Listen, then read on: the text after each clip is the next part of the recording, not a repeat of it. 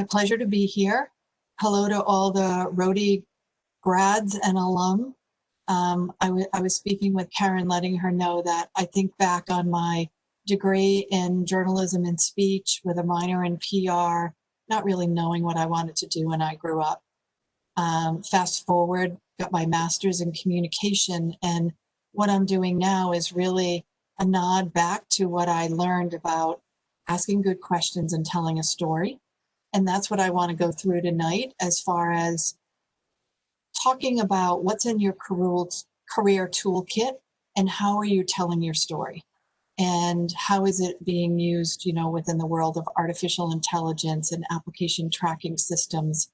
So I'm going to give you my fast and furious tips, knowing that we have limited time, and talk to you about resume, cover letter, a brief nod to what to do relative to references.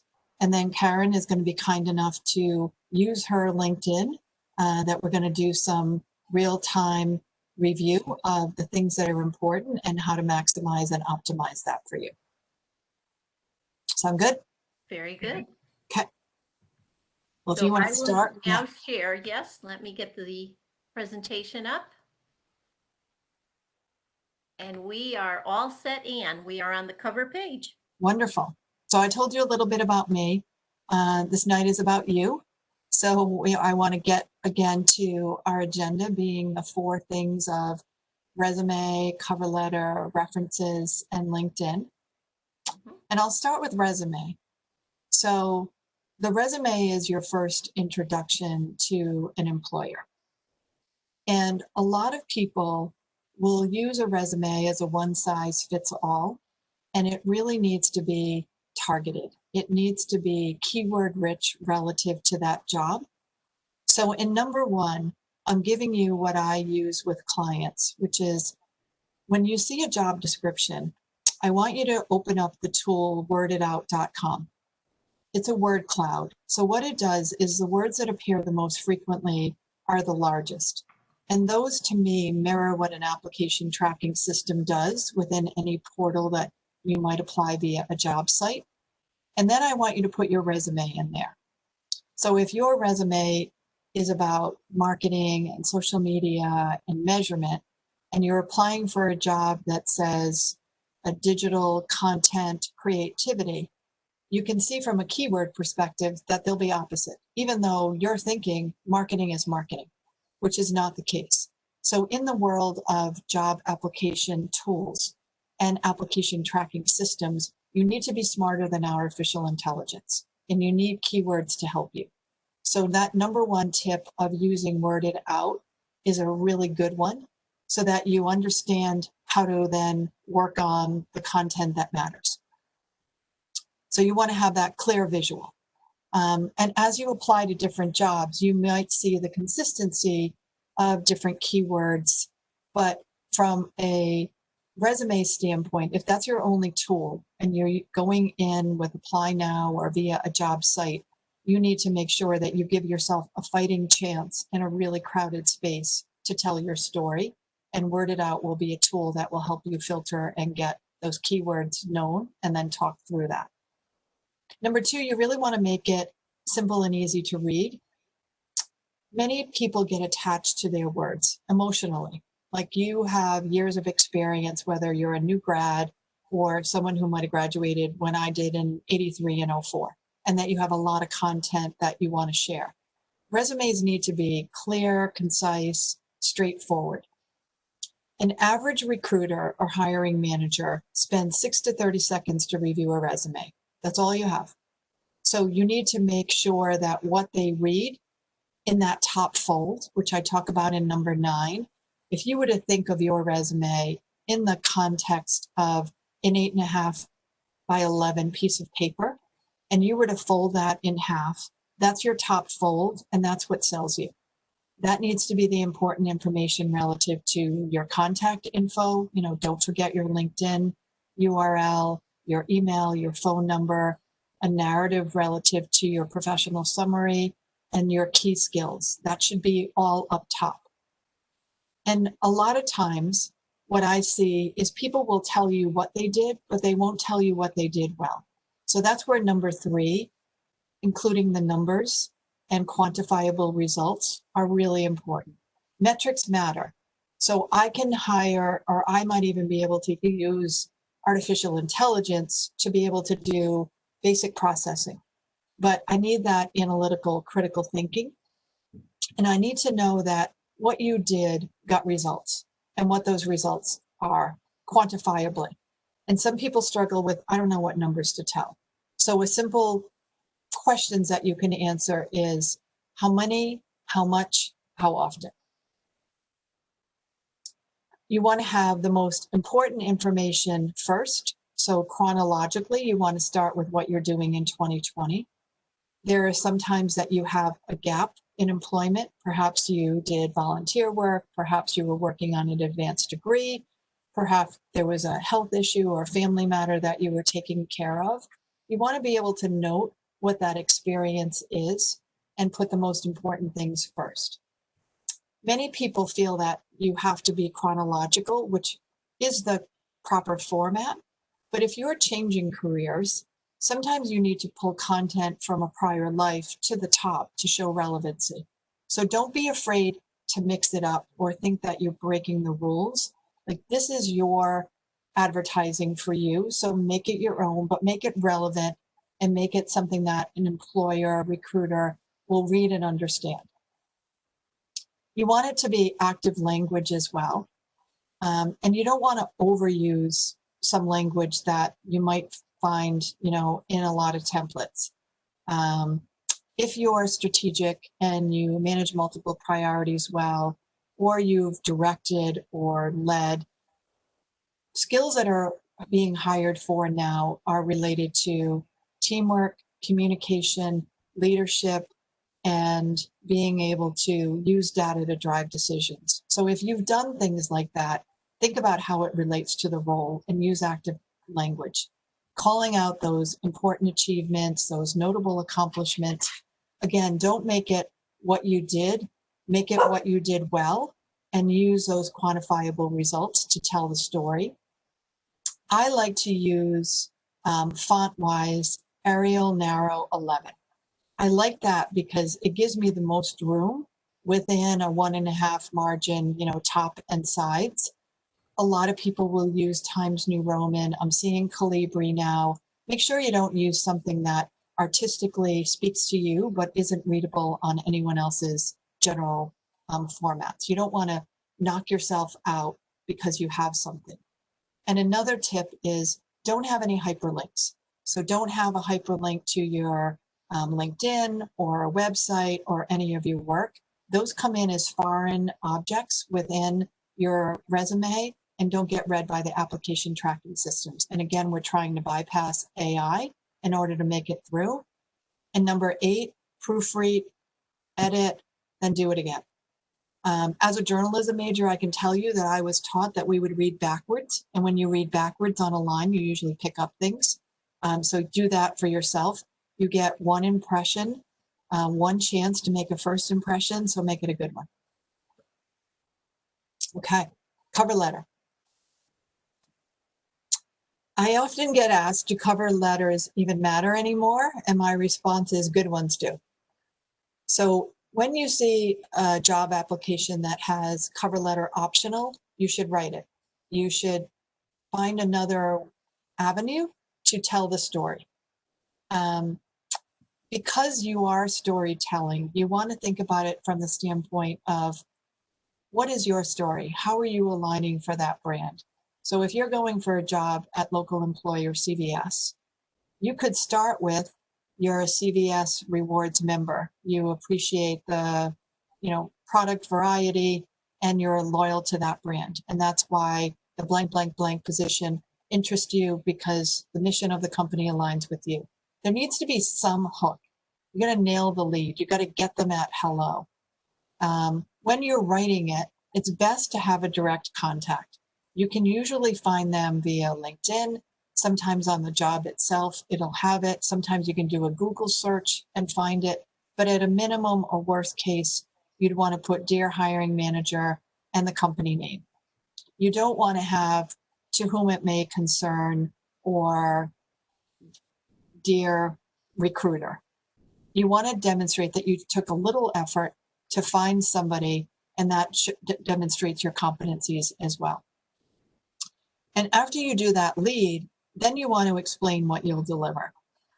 I like to look at it as 4 paragraphs. I like to look at the first paragraph as that lead, and I mirror this. I talk about a hamburger method when I do some teaching at the college level. So if your top bun is relative to you and your alignment with the brand, and you're trying to get them at hello, that next paragraph is your meat. It's what you see relative to that job that you have as quantifiable skills, successes, accomplishments, and what you've done well.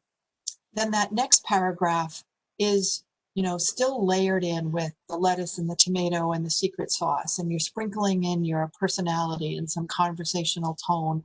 And this is a good place to tell a story. So if it's this CVS example that I use and it's a marketing role, you want to tell me about a class project that you did in marketing, prior experiences that you've had in marketing, where you've been responsible for content, social, measurement, whatever the qualifications are, that I get that you understand who I am. Because when it comes to the job market, it's nothing to do with you and it's everything to do with the company. So you want to find out about them, their mission, their vision, how you align with that, and then build your cover letter relative to that hook, telling your story, peppering in more results, quantifiable skills, examples of your success, and then closing strong with telling them again what role you're applying for, a statement of your value proposition, and your contact information. A lot of people will have trouble with the cover letter because they don't know where to start. So start with the meat. Start with where you've done marketing, and then worry about the 2 other parts of the paragraphs or parts of the bun separately. You want to have that call to action. So at the end, sometimes it just ends and, someone might write, "Thank you for your consideration." You want to write, again, why you're excited about the role, how you align with it, and then have your contact information. That's your call to action. Please feel free to reach out to me with any additional questions, your email address, your phone number, and then you can add, "I'll be back in touch in 2 weeks to see how the job search process is going." You want to have something that you're not just in it because you saw this job and you posted that, like, you really want this and you're making a commitment to have a relationship with this hiring manager and follow up. And again, on the end, you want to be able to include your name, email, phone, and I really like adding that LinkedIn address. It's your resume 24/7 and gives someone a chance to, go there and look at you and see the skills and how other people have endorsed you, etc. References are going to be an important part of when you get that job offer and before you do something else. I didn't want to state the obvious, but I want to really state that a reference is a person who will and is able to answer a question about you, and that really promises to say only good things about you. I've never called a reference and they've said, "Oh, well, no." But I will say that I've asked some questions in which they've said, "Well, I'm not sure I can answer that," whether it was punctuality or being able to take a lead on a program that caused me pause as a hiring manager. So you want to make sure that you have people in your references that can speak to your ability to whatever you're advertising about yourself. So you want to pick people that are perhaps a subordinate if you were a manager, a boss or a business partner if you're an owner, if you're a recent student, a professor, or perhaps in the working world, a peer, client, or vendor. You want to think of yourself 3-dimensional and who these people are that can speak to your abilities in what you've been able to do and talk about your successes. And you want to be able to give them a heads up that you're using them as a reference. Send them your resume, talk about the roles that you're going for. If you get an offer or you had a really good interview that you're moving through on the next steps, give them a heads up so that they can prepare and support your cause within that organization. If you haven't spoken to them in a while, So for me to reach out to some professors that I haven't worked with in a long time, they might be like, refresh my memory on who you are. And I would expect them to do that. And then you want to be able to have the conversation, checking in. How are you doing, relative to COVID, teaching, going back to school, if it's a professor, etc. And then you want to let them know that you're entering the job market, you're changing careers, that you'll be having calls with a lot of different people. You appreciate it and how you can help them as well. In this world of business and professional courtesy, anytime you're having a conversation with someone, I want you to think of asking as well, how can I help you? And that help can be in the form of potential leads if you're, talking with one of your references, if you're talking with a recruiter, perhaps they have an open role that you can help with. When that you're talking with that reference, you want them to make a promise to you and you to make a promise to them, to keep them in the loop as to what's going on. And when you're gathering their contact information and who these references should be, you should get their name, their title, who they might work with, city, state, phone, and email. And you should have that in a ready list. So from a job offer perspective, they said, we're going to check your references. You're not like, oh my gosh, I'm not sure who these would be. You want to be in ready mode with these. Again, it demonstrates your competency, professionalism, thinking ahead, being in ready mode to onboard quickly.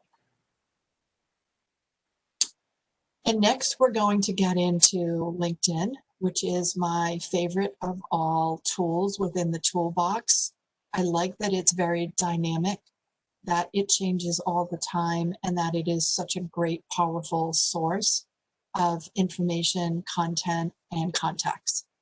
So currently, based on LinkedIn's most recent data, there are over 610 million members. These are worldwide. The network is active. 40% of those people are using it on a daily basis. There are a lot of influencers on there. So I'm going to talk a little bit in the later slide about following these influencers and being an influencer yourself. And there's 63 million decision makers that use LinkedIn.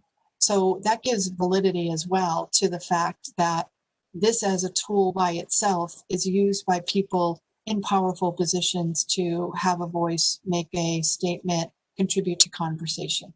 And 92% of the Fortune 500 companies use LinkedIn. And from a recruiter standpoint, 98% of recruiters will check your LinkedIn when you apply for a role. So it's a good tool to have with high visibility, accuracy, current information relative to you and what you're doing.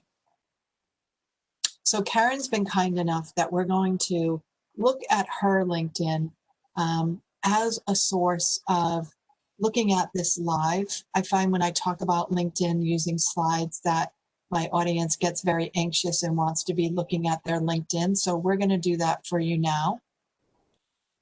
Knowing that there's really 3 triggers within LinkedIn, again, thinking about it from the standpoint of keywords and algorithm and being keyword algorithm rich in order to be able to maximize the potential of the LinkedIn. So while Karen's getting hers up, the first thing that we want to look at is the headline. So in LinkedIn, you'll have your name, you'll have your job title. If you know how LinkedIn works, you'll make sure that it doesn't use your job title as a default, and you'll put in your keywords relative to what your brand is, what you want to be known for. So in Karen's case, we can see that in her headline, it's career coach, talent attraction, internal mobility, internship, rotation, talent programs. So you get a good sense of what her skills are. And in the world of LinkedIn, it allows you to have 210 characters. But the first thing that we're drawn into from Karen is a beautiful photo. You know, she's smiling, she's professionally dressed, there's not a distracting background. Her background, you know, with the X crossed out for impossible, makes you wonder that she's all about possibility, and it gives you a sense of her brand and what she's about. You'll note that where she is now, I asked her to be in edit mode so that we can look at where these things are relative to what you might want to change. So you can see up here in the upper right corner that it says edit your custom URL. So LinkedIn will automatically default and give you numbers and letters after your name. And you click on that pencil and you can claim your name. You know, if your name is a common name like a John Smith, you might need to add your middle initial, or in Karen's case, she added a 1 at the end. But you want to personalize your URL. You want to show that you understand the tool and how to use it. And then you want to capture that LinkedIn URL on your resume, on your cover letter. That's where you direct people to, not the long, you know, other numbers that might come with it originally. So take a good look to edit your URL. Then you want to look at, you know, as I said with Karen, what is your photo? Do you have a good head and shoulder shot that demonstrates you in a professional image? What is your background? Some people are like, I'm not sure what to do for a background. It can be something that speaks to you. You know, this is obviously important that Karen lives in the world of possibility. It can be a background. A good website to find a LinkedIn background is 123RF. It has a lot of downloadable images that meet the criteria as far as what that image should be. It might give you visual representation of, you know, a landscape or a quote or something that speaks to you. But you don't want to leave it blank or have the regular blue that comes with LinkedIn. You want to own your brand and your visibility here. And as I mentioned, you know, in her headline, she's used this well, that she's calling out her skill set.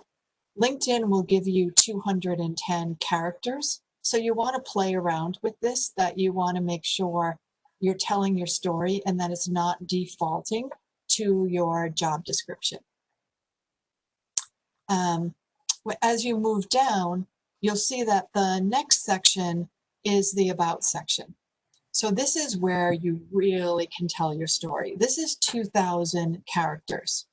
So Karen does a great job here of talking about being in talent development and career coaching and what she's good at. She goes on, you know, if we were to look at this similar to the resume, like as a Hamburg method with the 2 buns and all of the meat, she's got tremendous meat and lettuce and tomato and the secret sauce, and really calls out what she does well, and a passion for career coaching. One thing that I would add here is her contact information. So if I'm reading this and I'm all like jazzed up about Karen and everything she does, I have to go back now to her contact information and find her.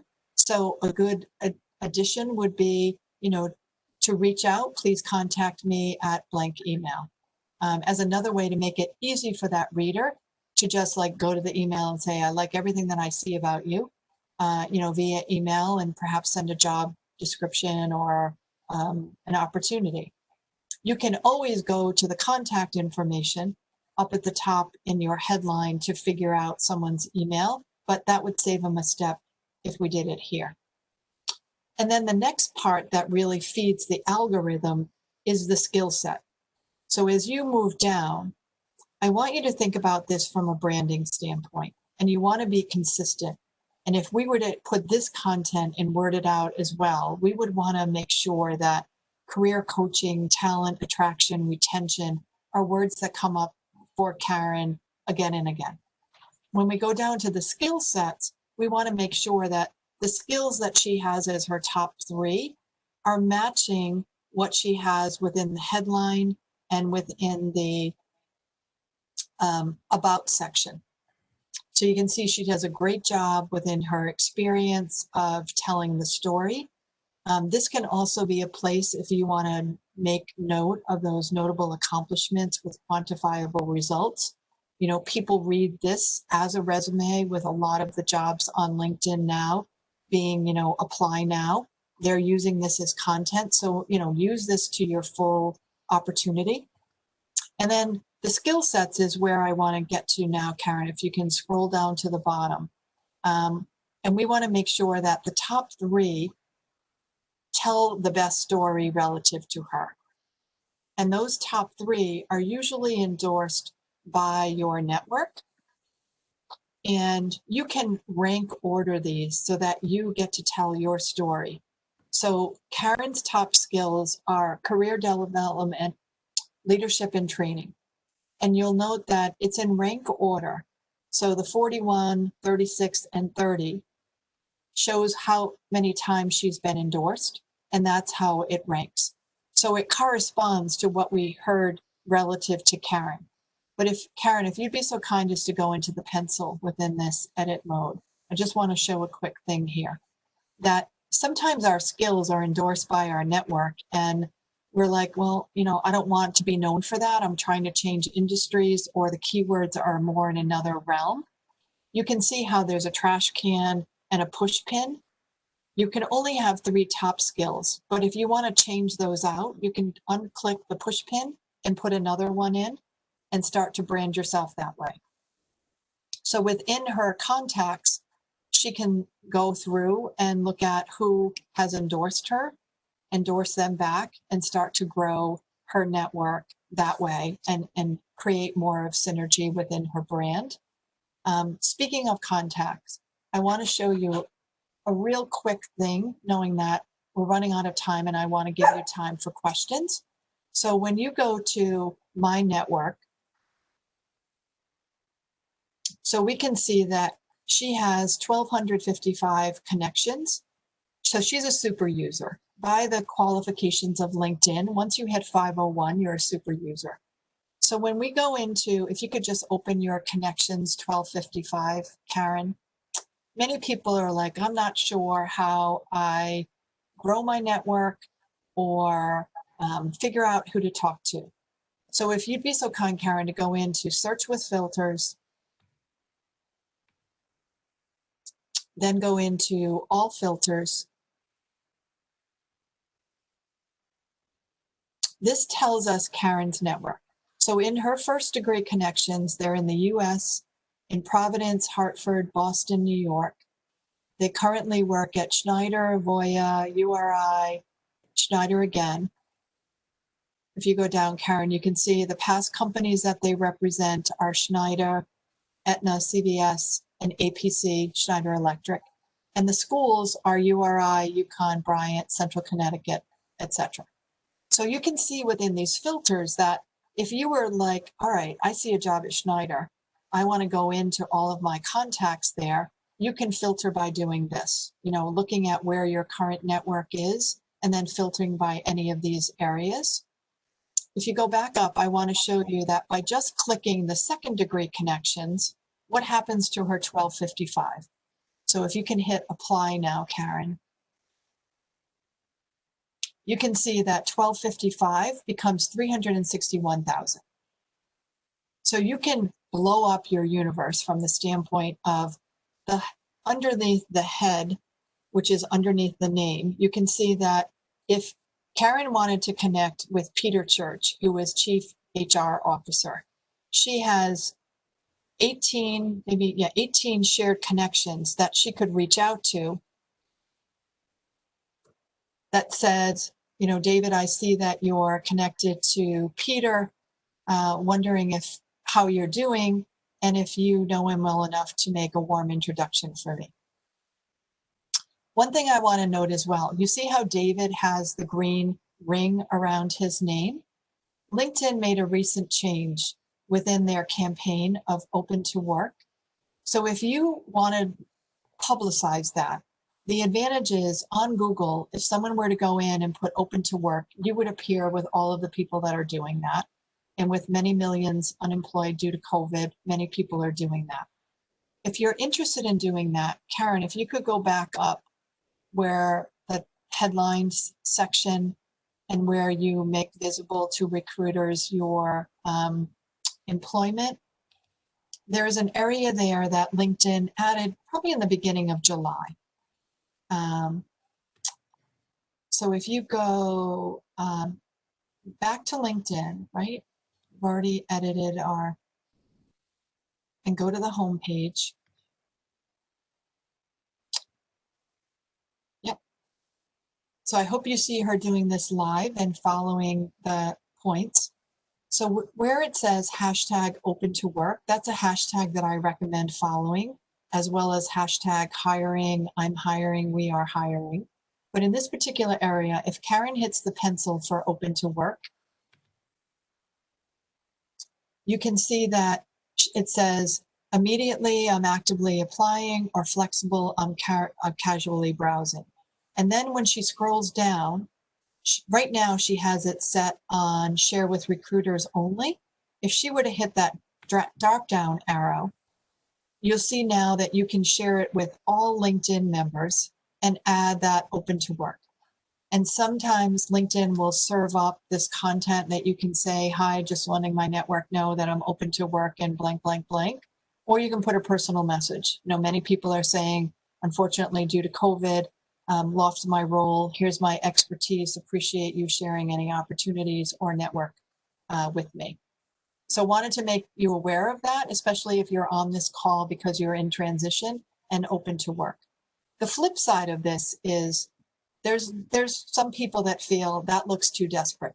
So your personal preference on what makes sense to you, whether you open that up and add the open to work photo frame and become part of that Google search, or keep it with recruiters only.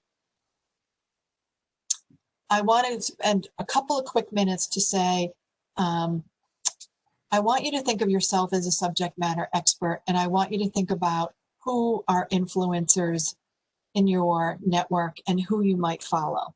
So in Karen's case, if we go to my network, it will show who her groups are, who the influencers that she follows. And I want you to think about that relative to your world of work as well.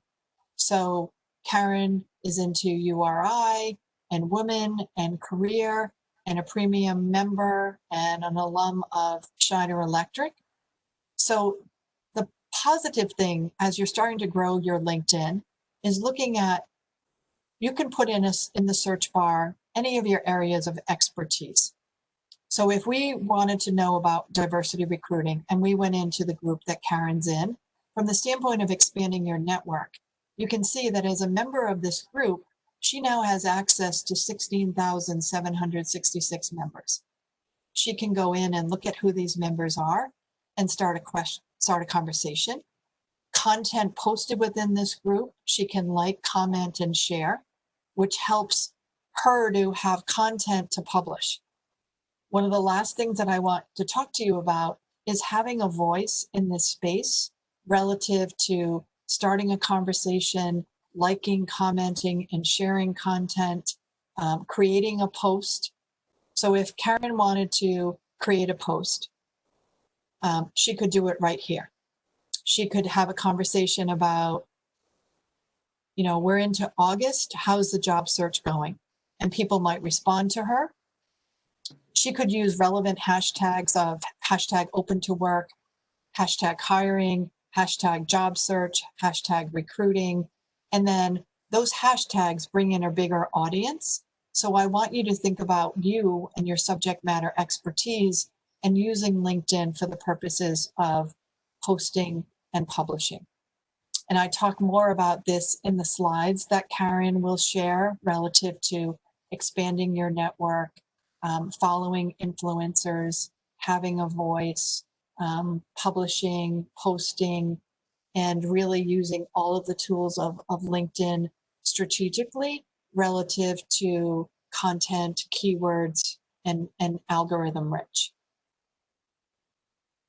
So I went 6 minutes over, knowing that we'll have 10 minutes if you all want to stay on for questions. So we do have one question from Christina. Can you speak to posting/reposting articles and how it might compare to other forms of social media? Yes, I think it's a wonderful strategy to adopt. So when we were in LinkedIn, Karen was showing us within that group that there was a message that was created. When you go into that, you can, on the bottom, it'll say like, comment, share. So if you like, you become part of that feed. If you comment, you should tag the person, the company, make it relative so that they see that Anne read something. So for the promotion of this webinar tonight, I was tagged by Audra. I thanked her. I was tagged by Karen. I thanked her. And then I promoted it within my network as well. And I used hashtags relative to job search, recruiting, open to work to expand the network for any other URI alum that might not have gotten an email. So I think it's a very strategic, smart way to engage a network and be a voice within a conversation. Sometimes the easiest thing to get started is to ask a question. So if you join a group, you might say, I'm new to the group, happy to be here. Is anyone open to networking? My expertise is in marketing. I have a question relative to a certain software or program or event that you might be doing. You want to ask a question so that you can follow up with a statement and engage in a dialogue. So I do believe in looking at a post, liking, comment, sharing, using it to your advantage by using the @ sign and then tagging the person that originally wrote that content or shared that content, looking at the hashtags that they use, using them and any other relative ones to expand your network. Other questions?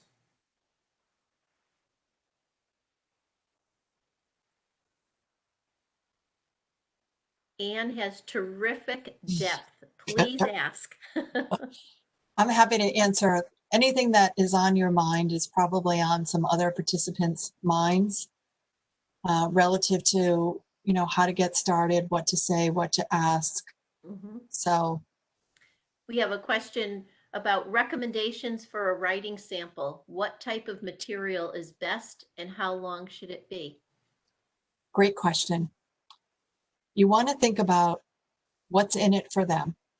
So if they ask for a writing sample and I keep defaulting to marketing, but I'm going to a marketing job, I would want to demonstrate my ability to create clear, compelling content in a way that had a call to action or promoted a product or service. So that writing sample should be something that they get a good sense of your ability to put words together to have somebody feel something, to have somebody be informed or educated. If you're a student and your writing samples are from a class, you would want to perhaps preface that you were in, you know, an honors level class. This was you know, put the prompt in and how you responded. Again, if someone's asking for that, they're testing your ability to communicate, and you want to have an example that is clear and concise, and where possible, relative to that job, that industry, that they can see an easy transition from where you are to where you could onboard and help them from a company standpoint. Is it worth it to get LinkedIn Premium during a job search? Great question. So LinkedIn will give you a month for free. I have never signed up for premium. So I'm going to speak to you from the standpoint that I like to see a good ROI in something. And I'm like, I don't know if I need this monthly because I'm a student of the business and I try to engage and understand LinkedIn. If I was on an active job search and I got a month free and I could see who viewed my profile and some of the more intricate LinkedIn analytics, I would say get the free month for sure, but then know that there'll be a salesperson pursuing you for the monthly fee of $30, etc. With that said, I do have a lot of clients that engage in that because it's money well spent. They also use it from a business development and lead generation standpoint. I have some clients that will go to the next level of LinkedIn Recruiter. So they find and see the same tools that LinkedIn recruiters do. And LinkedIn Navigation, I believe, is the top tier where it gives you tremendous insight on every industry and every person within that industry. But that costs you, I think, $75 a month.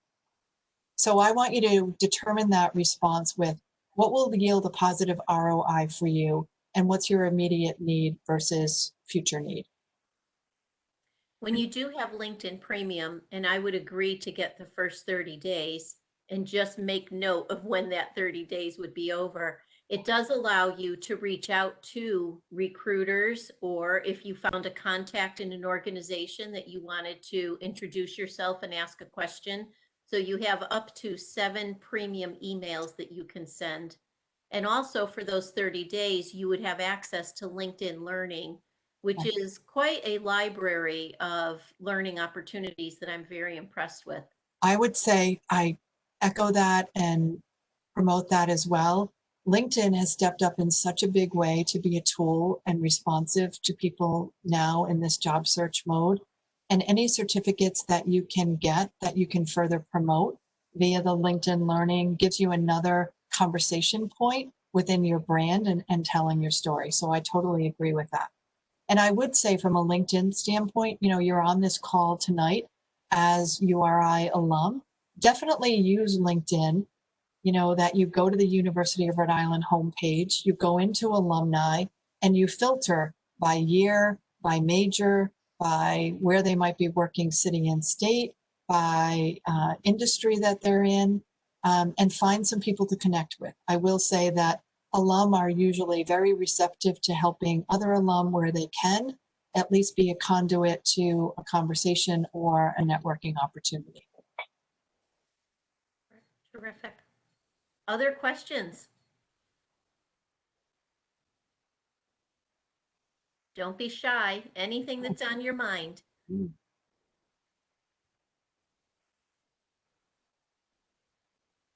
And your walkthrough of LinkedIn was terrific. There I'm were so a glad couple that of you things shared. that I did not know. LinkedIn is really, really a fun tool to play around with. I'm always testing the algorithm to see if what I say resonates.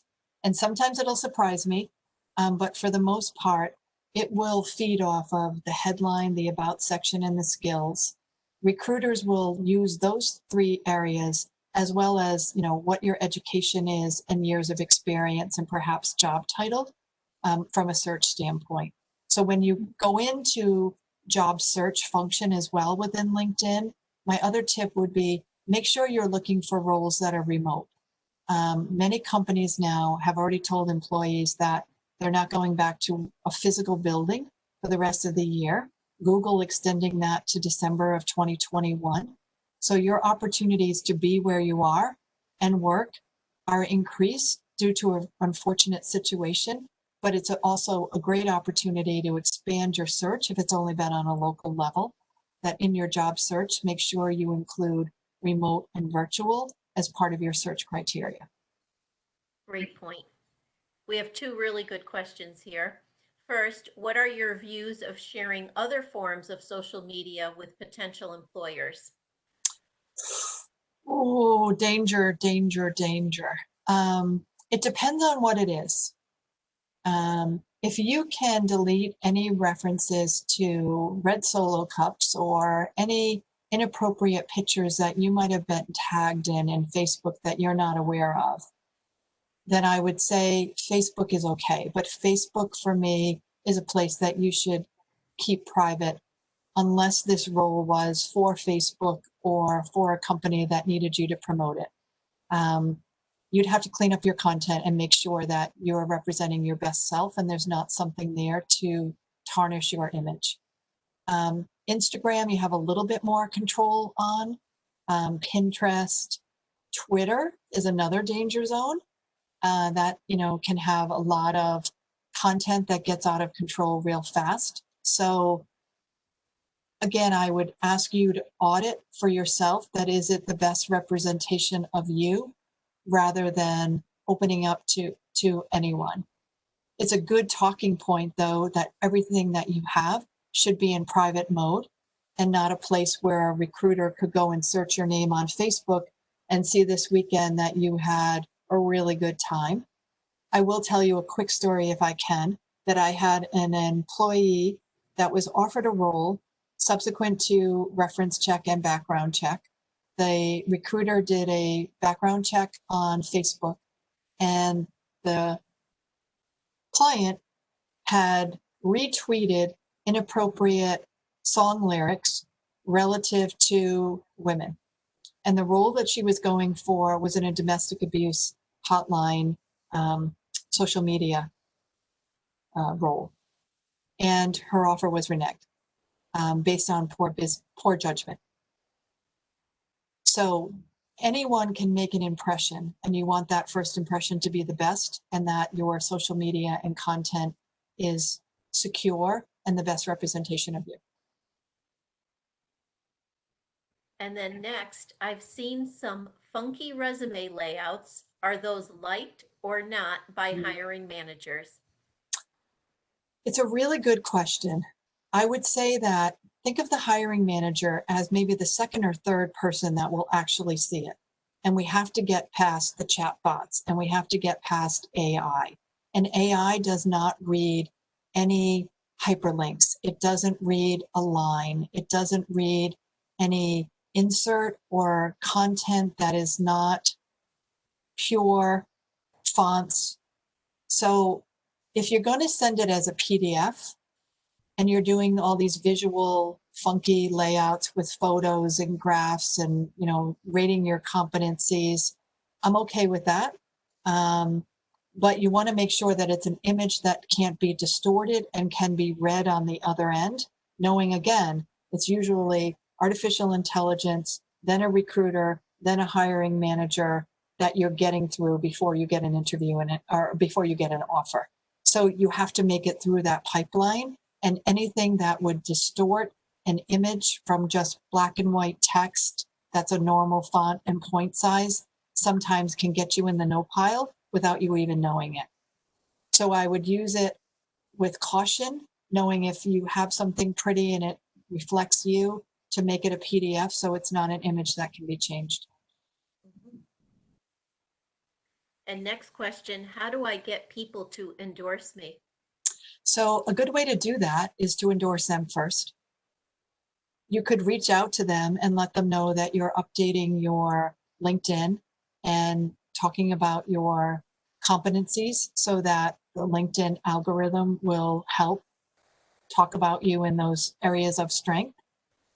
But a way to get an endorsement is to give an endorsement. I find that it's often reciprocated. If you want to ask for an endorsement via LinkedIn, when you go into that person's name, you can scroll all the way to the bottom, and it comes up with a edit pencil that says ask for an endorsement. Mm-hmm. And you want those endorsements to be relative to your skills. And then you want to think of how do you take that to the next step that you actually get a recommendation.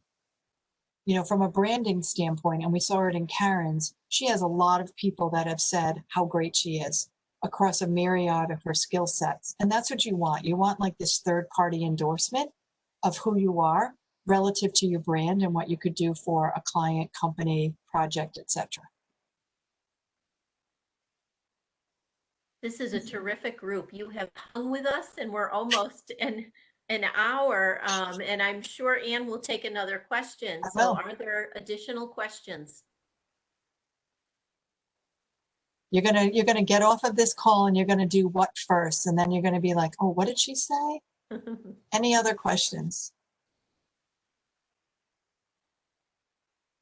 And as you may know from previous sessions, this session is being recorded, and this, as well as the PowerPoint deck that Anne completed, will be on the URI alumni site by the end of the week. And on the very last slide, Anne has offered for you to reach out to her with any questions. So please don't feel that we are losing Anne after this conversation. Absolutely. You know, I'm here to partner. Definitely link in with me. If there's, you know, someone in my network that I can help introduce you to, I'm happy to do so. I have over 3,000 connections and have done a lot of work in recruiting and definitely in the New England area. So take advantage of that. And if you do connect with me, know that I'll probably audit your LinkedIn and might say, hey, you should probably A, B, or C as a way to help you tell your story better and use the algorithm to your full advantage. But I guess my takeaway tips would be worditout.com will help you figure out where to start from that story, you know, from a resume and a job search. Look at your connections who work at that company. Can someone be an advocate for you internally, that they can make sure that your resume gets to the hiring manager. Many companies have an internal website and recruiting process where they get a reward. You know, if I were to recommend Karen for a company, I would get a piece of the action, so to speak, assuming that she was still there 6 months from now and a good employee. And recruiters and companies want to find more people like the talent they have within. So they're asking them all the time, do you know somebody who has these skills? So make sure you're reaching out and engaging that network. Don't just be on LinkedIn, be an active participant, managing your brand and telling your story, contributing to conversations and, you know, using the job search strategy to your advantage. So we do have 2 questions. We'll consider these the final questions. I think one you'll answer quite quickly. So anyway, questions are from Christina and Jeffrey. So I'll start with Christina first. I am a field researcher and many peers have informal profile pics of themselves in the field. Is there flexibility in profile pictures based on your profession? I think so, but I would recommend that you have a head and shoulder shot that at least we can see your face, you know, and if you're, you know, in the fields with birds and wildlife, that I don't mistake who you are, that could be a background photo, and then your photo supports that as well. And then finally, I am changing careers. How do I use my previous skills to get a new position in a different role? Great question. And you want to think about, how are they transferable? You know, have you led projects? Have you led teams? What are your quantifiable results in a particular area? So I would start again looking at what that new role is. And if they're looking for analytics, leadership, managing a team remotely, driving change in an organization, where have you done that? And in the jobs that you have had, using their words, that narrative to tell your story quantifiably. So again, understanding what they want, and then you have to sell yourself from the standpoint of they need to get what you see as far as those transferable skills. And try not to make it too much. Like from a branding standpoint, you know, you don't want to be more than 3 or 4 things. You know, many of us are masters of all because we can wear multiple hats and get things done. But at the end of the day, I'm career coaching, I'm Gallup strengths, and I'm communications. And when I try to get outside of that, I kind of dilute my brand. So be true to yourself in trying to tell that story on how those skills are transferable in a way that matters to them.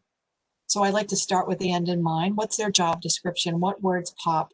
And then tell your story around those. Very good advice. Well, Anne, you've given us a lot of depth and insight tonight, and I thank you very much My for the pleasure. time into the presentation as well as all of the insights you gave. And to all of you that joined us tonight, thank you so much. You really have stuck with us right to the top of the hour. Thank you all. It was great sharing with you, and please connect via LinkedIn. Very good. Thank you, everyone. Bye, everybody. Bye-bye. Bye, Karen. Bye-bye, Anne. I'll connect with you soon. Okay, take care.